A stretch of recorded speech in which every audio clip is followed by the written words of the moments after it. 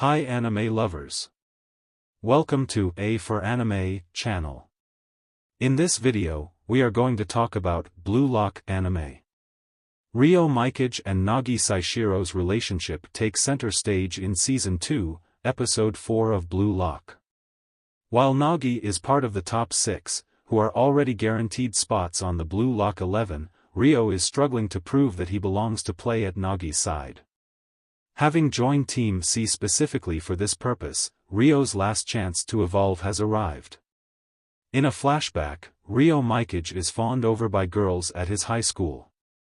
His grades are noted by his teachers to be superb, and he's shown to excel at basketball.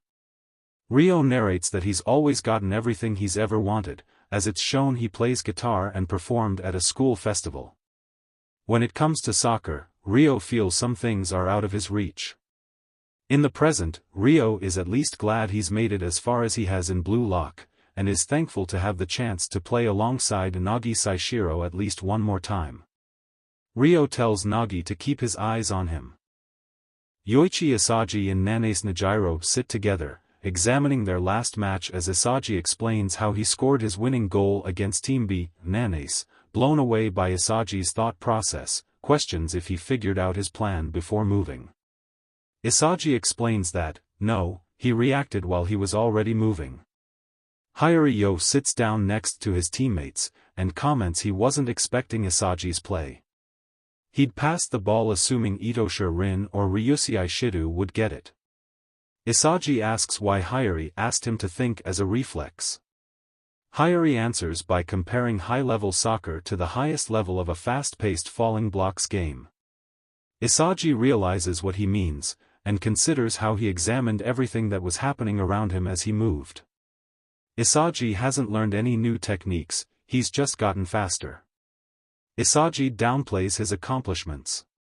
He claims that he was only in position to score because Rin and Shido were competing with one another, making it easy to slip behind them, and because he had the help of Nanace and Hyuri.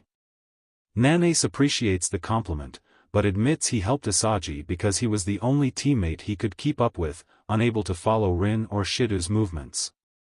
Isagi doesn't mind since it all worked out. Hyuri, meanwhile, is happy to have been able to take advantage of Isagi to show what he could do. The three boys share a celebratory high-five, as they all did everything they could in their match against Team B. In his head, Isagi contemplates how he can continue to grow as a soccer player after reaching his latest milestone. Hyuri notices that the next match, between Team A and Team C, is about to start. On kick-off, Nagi, one of Team C's top 6 members, passes to Reo. Reo thinks to himself that he's grown stronger since Nagi chose Isagi over him during the second selection. He knows he's still nowhere near as good as Nagi, but he's determined to prove he belongs at his side. Together, the two dash across the field, passing the ball back and forth. Team A is shocked by how fast they are, as Reo performs a perfect pass to Nagi. However, the pass is intercepted by the tallest high school soccer player, Ishikari Yukio. Itosha Rin, one of Team A's top 6 members, takes advantage of this, and steals the ball. Shido, the other top 6 member of Team A, demands that Rin pass to him, and is jilted when he's ignored. Igarashi Giramu calls out to Rin to pass to him instead, referring to himself as a useful monk. Rin does as he wishes, exciting Igarashi. Igarashi tells himself that him and Rin are going to pull off an awesome play, but he's stopped in his tracks by Reo. Igarashi knows he can't get past Reo, so he considers who he should pass to. He tries to consider whether it would be better to ride Rin or Shido's coattails, but Shido threatening him makes him quickly pass to him. However, just after the ball is passed, it's stolen by Gagamaru Jin. Shido is impressed by Gagamaru's maneuver. The final top 6 member in the match, Team C's Yukimiya Kenyu, then takes the ball from him. Yukimiya faces off against Rin, and gets past him using drag scissors. Yukimiya notes that soccer is fundamentally played one-on-one, and that there's no one in Japan better than him in one-on-one situations. Shido is thrilled by Kenyu's technique and wants to face him himself, rushing to take him on.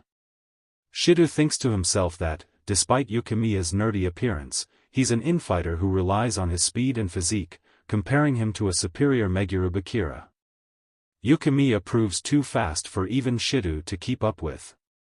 Reo is blown away by his speed and power, and refers to him as the one-on-one emperor. Igarashi and Ishikari team up to take on Yukimiya. Reo tells Yukimiya to pass to him, but he refuses. With no sight of the goal, Yukimiya makes a midfield kick. It looks like a miss-kick, but, as Yukimiya refers to himself as a pacifist, the ball spins around toward the goal, with it turning out to be a Euro shot. Ryu Jiyube rushes to block the goal, but Nagi gets the ball before he can. Nagi then takes advantage of the momentum, and scores the first goal for Team C.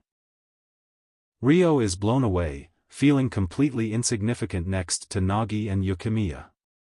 "You not the Nagi I used to know," he thinks. Reo notes that the two aren't coordinating, but they enhance each other with their individually incredible plays. Nagi and Yukimiya complement each other. The two high-five as Yukimiya tells Nagi he can call him Yuki.